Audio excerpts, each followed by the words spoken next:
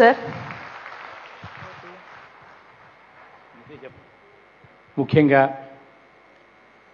ఈ తిరుపతిలో పిఎస్ఎస్ఎం ఆధ్వర్యంలో పిఎంసి నిర్వహణలో తలపెట్టినటువంటి ధ్యాన మహాయజ్ఞం యొక్క ఉద్దేశం ఏమిటంటే, ప్రస్తుతం ప్రపంచవ్యాప్తంగా దేశాల మధ్య కానీ వ్యక్తుల మధ్య కానీ ఎటువంటి పరిస్థితులు ఉత్పన్నమై ఉన్నాయో మనందరికీ కూడా తెలుస్తూనే ఉంది.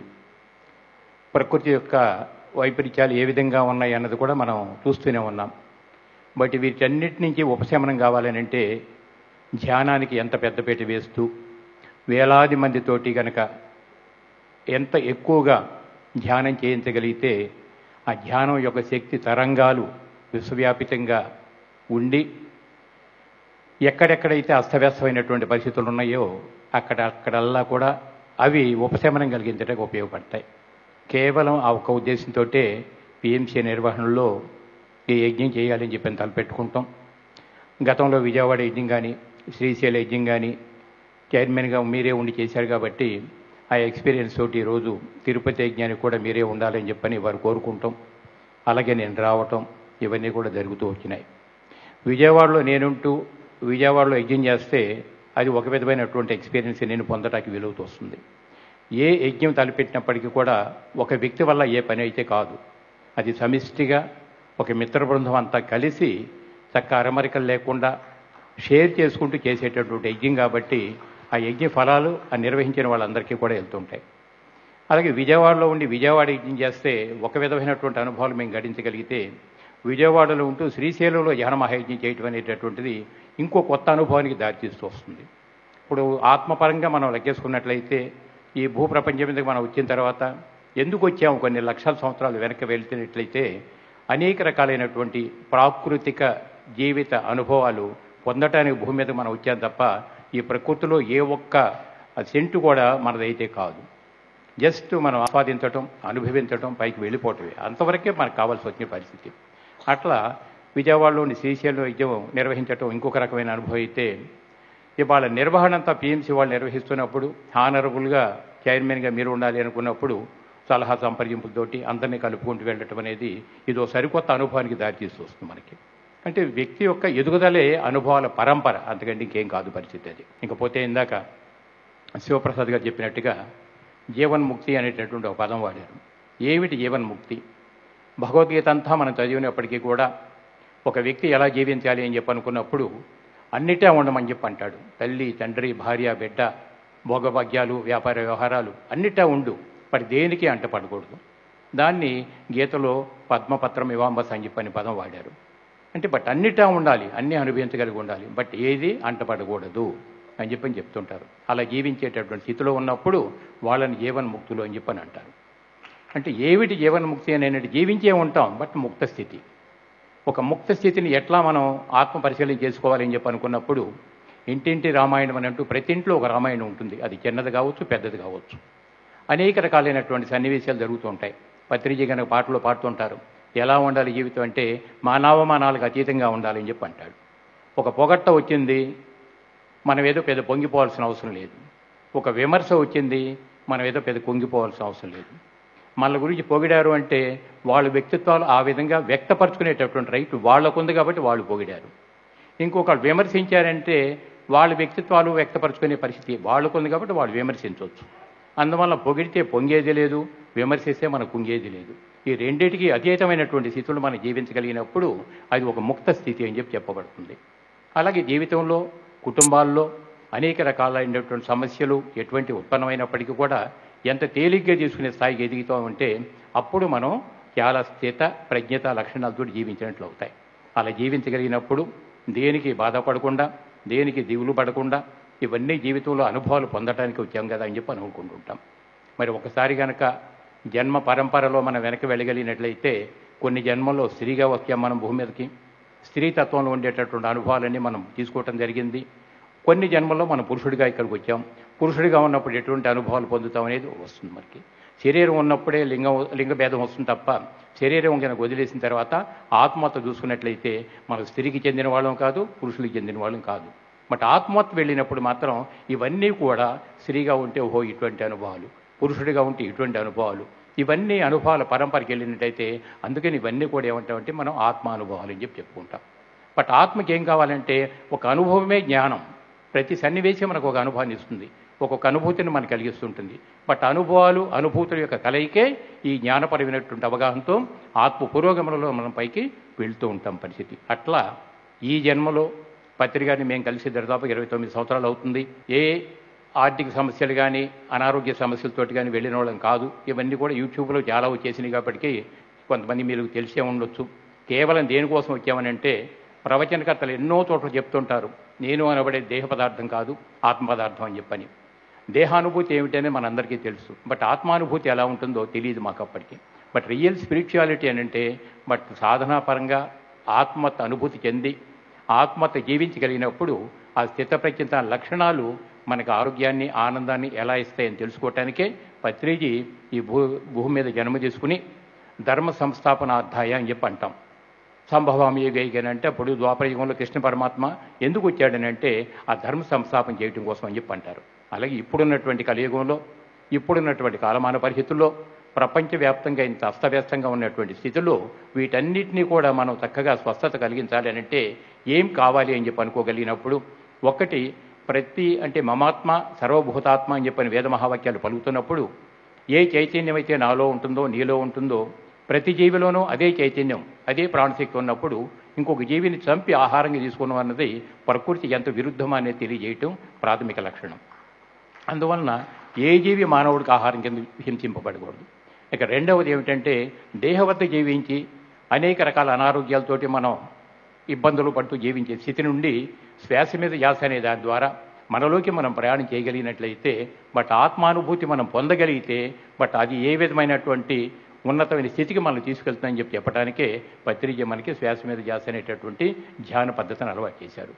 మరి గురువుల యొక్క సంకల్పం ఎంత బలంగా లేకపోతే పిఎస్ఎస్ మూమెంట్ వ్యవస్థాపకులు బ్రహ్మజీ పితామహ పత్రిజీ శరీర విరమణ చేసి పైకి వెళ్ళినప్పటికీ కూడా మొన్న జరిగినటువంటి డిసెంబరులో ప్రతి సంవత్సరం డిసెంబర్ 21 వరల్డ్ మెడిటేషన్ డే కింద డిక్లేర్ చేయగలిగారంటే గురువుల యొక్క సంకల్పాలు ఎంతగా ఉంటాయి, వాళ్ళ యొక్క దివ్య దృష్టి ఎంతగా ఉంటుంది, వాళ్ళ సంకల్పాలు ప్రజలకు ఏ విధంగా ఉపయోగపడతాయి, ఇవన్నీ మనకు అర్థం కావాలంటే మన దృక్పథం విశాలం చేసుకోగలిగినప్పుడు గురువు మనకంటే భిన్నంగా లేడు కాబట్టి ఆయనలో ఉన్న మనలో ఉన్న అదే చైతన్యం చెప్పి అనుకున్నప్పుడు గురువే మనంగా మన కార్యక్రమాలు మనం నిర్వహిస్తూ వస్తుంటాం. మరి ఈ పరిస్థితుల్లో ఇక కాన్సెప్ట్ వైడ్గా వెళ్తే పత్రికారిని ఒకరోజు ఒకప్పుడు అంటే మనకి నర్స్పూర్ ఎంపీ గారు గోకరాజు గంగరాజు గారు ఉన్నారు. ఒకరోజు ఆ గంగరాజు గారు ఆయన నర్స్పూర్ ఎంపీగా చేసే రోజులు ఆయనే నేను పత్రికారి ముగ్గురిని కలిసి కూర్చుని కొన్ని విషయాల మీద ఏదో డిస్కస్ చేస్తున్నాం.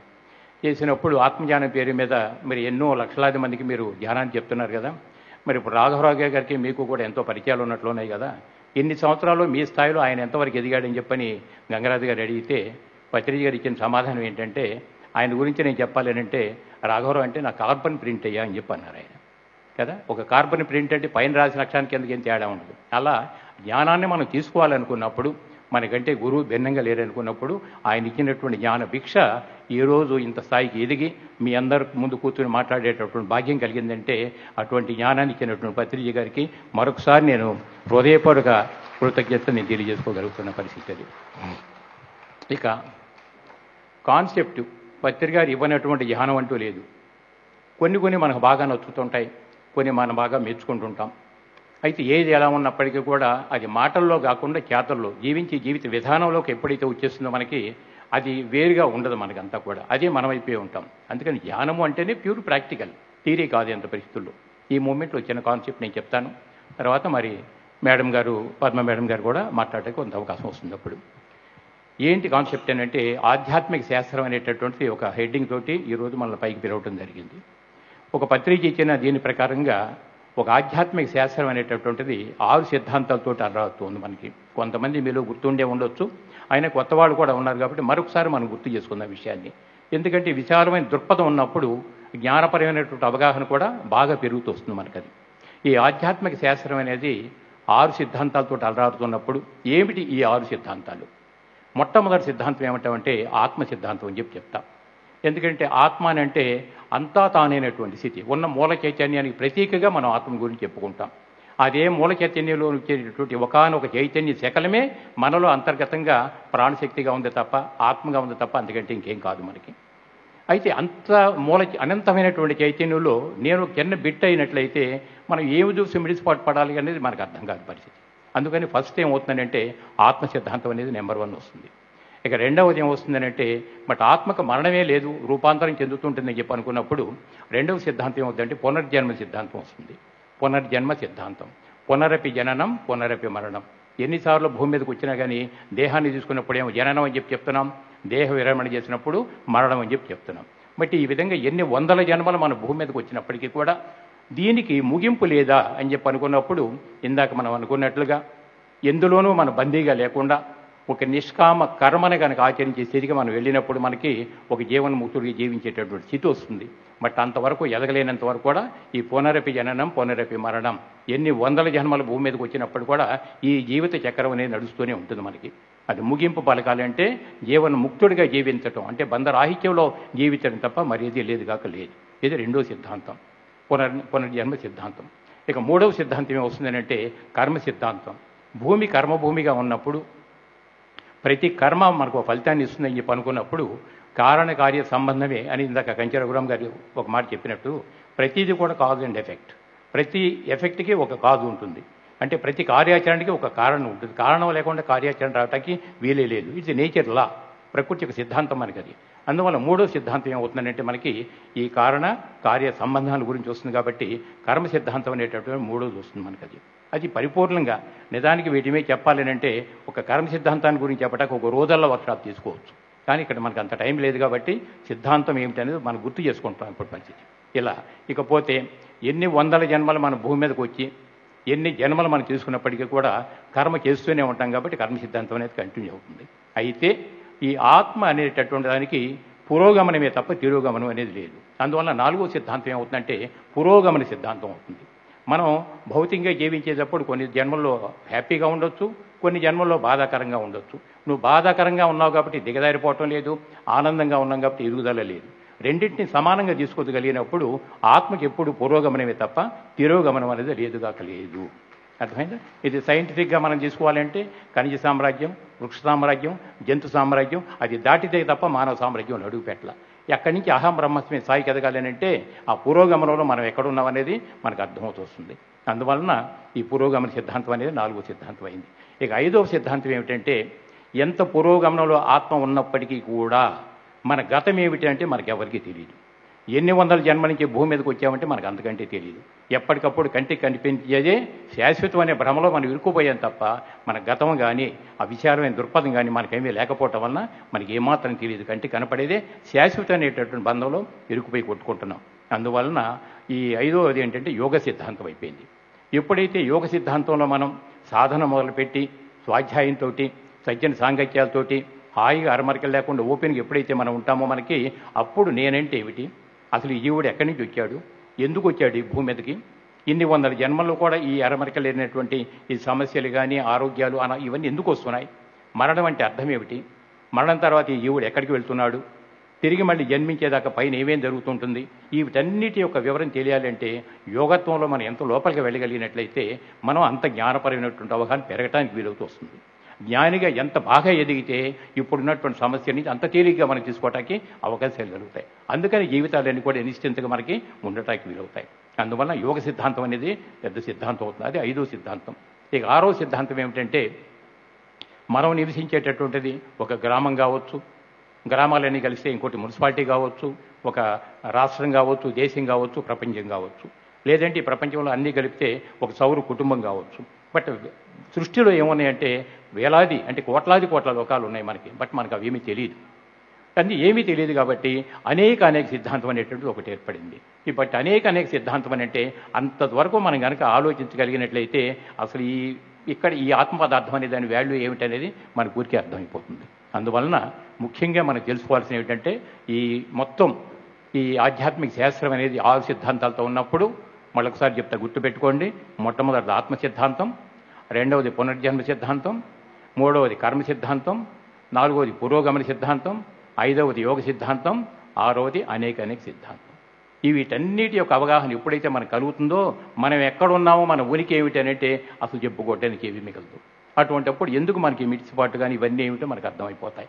అందువలన ఆనాడు పోతం చెప్పినా ఈనాడు పత్రిజీ చెప్పినా నేను అనబడేటటువంటిది ఏమిటంటే ఒక జీరో అని చెప్పుకోవచ్చు. That highest quality of enlightenment అని చెప్పి అనుకుంటాం. అలాగే మరి పుస్తకాలు కూడా భగవద్గీత ఏనాడు ద్వాపరయుగం ఇప్పటి వరకు అది రాజ్యం వెళ్తుందని అంటే మానవుడి యొక్క జీవన విధానాలు ఎలా ఉండాలని చెప్పిన దానికి భగవద్గీత అద్భుతమైనటువంటి గ్రంథం. బట్ ఇవన్నీ కేవలం చదవటాకే కాదు, జీవితంలో ఆచరించగలిగినప్పుడు మనకు అది దానిలో ఉన్న డెప్త్ ఏంటో మనకు అర్థమవుతూ వస్తాయి. కాబట్టి ఇవన్నీ ఏమిటంటే అవకాశం మనకి ఇచ్చారు కాబట్టి మరొకసారి గుర్తు చేసుకోగలిగినట్లయితే మన బ్యాలెన్స్ లైఫ్ ఇప్పటి వరకు గతించింది గతం గత, ఇక రాబోయే రోజుల్లో మనం హ్యాపీగా ఉండాలంటే పత్రిజీ అందించిన ఈ జ్ఞానం మళ్ళొకసారి ఇక్కడ గుర్తు చేసుకోవడం ద్వారా మనం ఏ విధంగా ఎదగటానికి ఉపయోగపడతాయని చెప్పటాకే ఈ అవకాశం కల్పించారు. కాబట్టి విన్నటువంటి మీ అందరికీ అవకాశం కల్పించినటువంటి పిఎంసి ట్రస్ట్ నిర్వహణ వాళ్ళకి అందరికీ కూడా మరోసారి నేను ధన్యవాదాలు తెలియజేసుకుంటూ థ్యాంక్ యూ వెరీ మచ్. మరి పద్మ మేడం చెప్పాలనంటే పురోగమనం అని చెప్పానంటే ఏ ప్రచారం కోసం ఏ వెళ్ళాలి ఎక్కడెక్కడ నేను ఎలా తిరిగినప్పటికీ కూడా పిరమిడ్ హౌస్కి ఎవరు వచ్చినప్పటికీ కూడా వాళ్ళందరికీ టైం ప్రకారంగా ఆతిథ్యం ఇచ్చుకుంటూ ధ్యానం చేసే పద్ధతులు చెప్పించుకుంటూ మరి ఇంటి మీద పైన పిరమిడ్ నిర్మాణం చేశాం కాబట్టి పిరమిడ్లో ధ్యానం కోసం అవకాశం కలిగించుకుంటూ ఒక్క మాటగా చెప్పాలనంటే ఆవిడ గురించి ఒకటి సహనము, రెండు కోఆపరేషన్. ఇవి రెండు ఆవిడ దగ్గర ఉండబట్టి జీవితంలో నేనింత ఫ్రీగా ఎదగటానికి కానీ అన్ని అవకాశాలు చెప్పుకుంటూ మరొకసారి ఆవిడికి ధన్యవాదాలు తెలియజేస్తూ మనకి అర్థం చేసుకోవాలని అంటే నాకు ఆనాడు యోగి వేమని చెప్పినటువంటి సహజమైన భాష ఏదైతే ఉందో అతి సరళమైన భాష తిరిగి మళ్ళీ ఇప్పుడు ఈ కాలమాన పరిస్థితులు పత్రిక మనకు అందించారు. మూడు ముక్కలు చెప్పారు బ్రహ్మం గారు. బ్రహ్మం అనగా వేరే పరదేశం అనలేదు. బ్రహ్మం అనగా తానే బట్టబయలు, తన్ను తాని ఎరిగిన తానిపో బ్రహ్మంబు విశ్వదాభిరామ వీరు. మూడు ముక్కల్లో మొత్తం అనంతమైనటువంటి చైతన్యంలో నాలో అంతర్గతంగా ఉన్నటువంటి చైతన్యం భిన్నంగా లేదని చెప్పటానికి ఎందుకంటే ఇంకేం లేదు. కాబట్టి దయచేసి అందరూ కూడా ఆత్మహత్య జీవిస్తూ ప్రపంచ శాంతికి పాటుపడాలని మరొకసారి కోరుకుంటూ థ్యాంక్ యూ వెరీ మచ్.